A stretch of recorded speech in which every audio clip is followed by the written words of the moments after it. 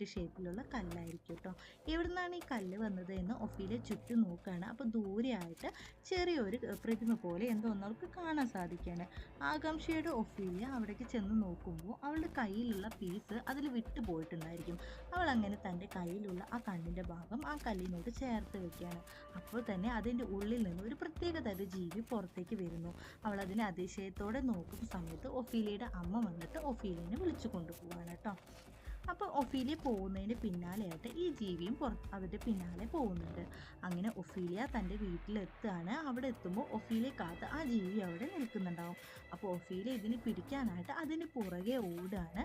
അതൊരു കാടിൻ്റെ ഉള്ളിലേക്ക് പോകുന്നു. അവിടെ ഒരു പ്രത്യേക തരത്തിലുള്ളൊരു ബിൽഡിംഗ് ഒക്കെ ഉണ്ടായിരിക്കും. ഒരു പൊളിഞ്ഞു കിടക്കുന്ന ഒരു മാളിക പോലെ എന്തോ ഒരു അങ്ങനെ വിചിത്രമായൊരു സ്ഥലത്തേക്ക് അവൾ എത്തുകയാണ്. അവൾ അതിൻ്റെ കാഴ്ചകളെല്ലാം കാണാനായിട്ട് നിൽക്കുമ്പോൾ അവളുടെ ജോലിക്കാരി വന്നിട്ട് അവളെ വിളിച്ചു കൊണ്ട് പോവുകയാണ്. ഇവിടെ ഇങ്ങനെ വരാൻ പാടില്ല എന്ന്